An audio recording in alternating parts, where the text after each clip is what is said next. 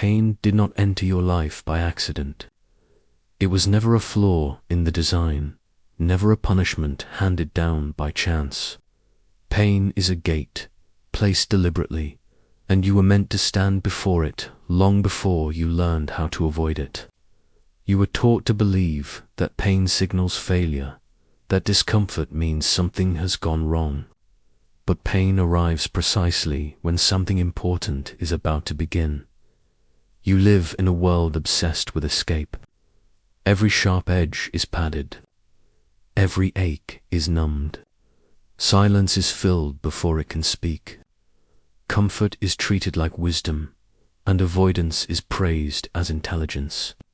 Yet inside you, something feels hollow. You sense it in quiet moments, when distraction fades and the body exhales. The emptiness is not because you have suffered too much. It is because you have suffered too little of the right kind. Ancient warriors understood pain differently. To them, pain was proof of alignment. If the path burned, it meant they were walking somewhere real. Musashi did not question hardship. His life was shaped by cold nights, endless roads, hunger, uncertainty, violence without ceremony. Pain was not an interruption to his journey. It was the journey. You were sold the illusion that success feels smooth, that a painless life is the reward for obedience. But nothing strong grows without resistance. Steel hardens in fire. Bone thickens under load. A man matures only when something demands more than he wants to give. Those who flee pain remain unfinished. Polished, perhaps, educated, comfortable, but unfinished. Pain does not exist to break you. It exists to complete you. This gate was never meant to be avoided. It was meant to be crossed. Most men do not collapse in dramatic fashion. They fade. The breakdown wears modern names: burnout, numbness, exhaustion, but beneath the language is the same fracture. Confidence remains on the surface, practiced and rehearsed, while something essential erodes underneath. Society teaches you to seek relief, not endurance, to soothe discomfort instead of standing inside it long enough to learn what it demands. In Musashi's era, resilience was not exceptional. It was expected. Life tested men early and often. Illusions did not survive long enough to become identities. Today, false selves persist because nothing challenges them. Then real pain arrives, uninvited and uncompromising, and the structure collapses. The first true encounter with pain exposes what was never solid.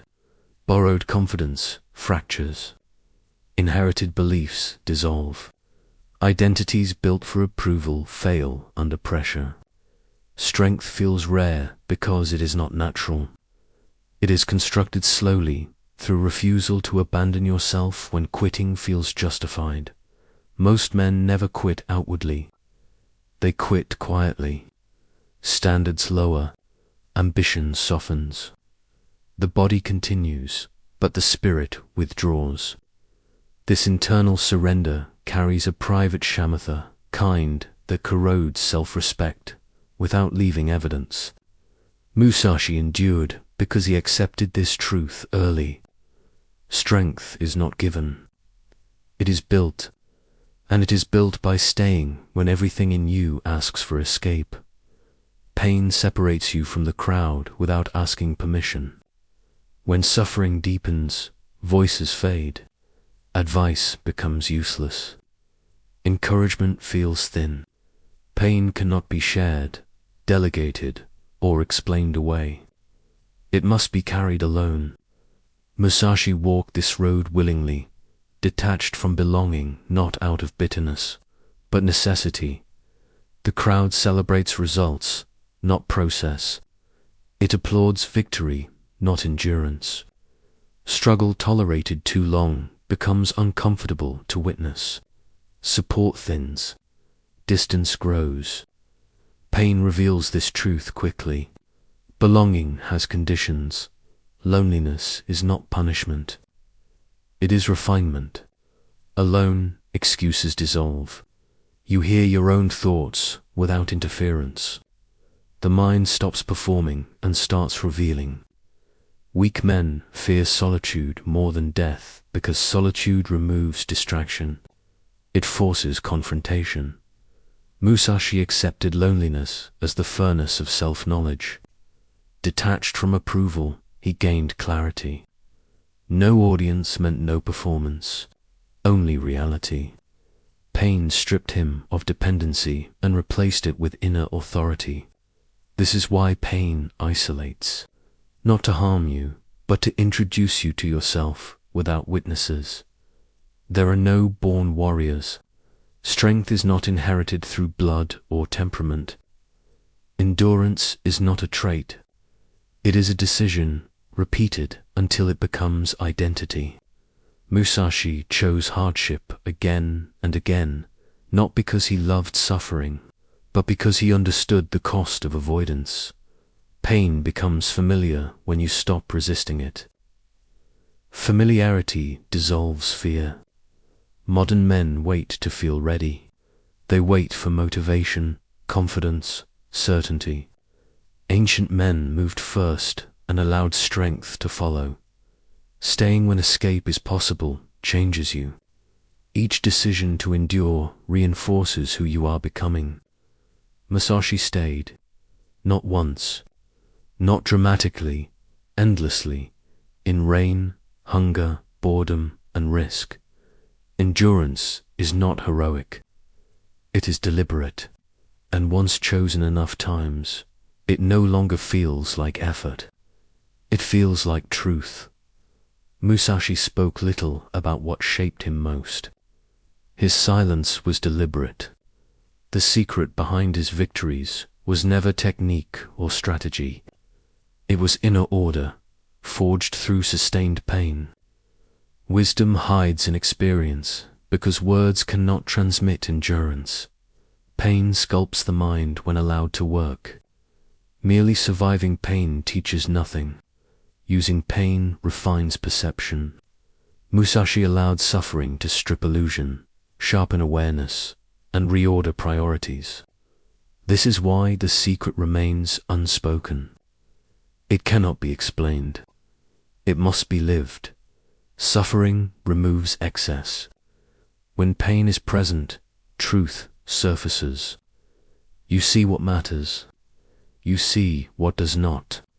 Musashi understood that clarity demands a price few are willing to pay. The secret was never hidden. It was avoided. Not all pain strengthens. Chaotic suffering corrodes. Voluntary hardship sharpens. Musashi chose discipline over randomness, structure over chaos. Purpose turned pain into fire that tempered steel instead of melting it. Modern men drown in meaningless stress.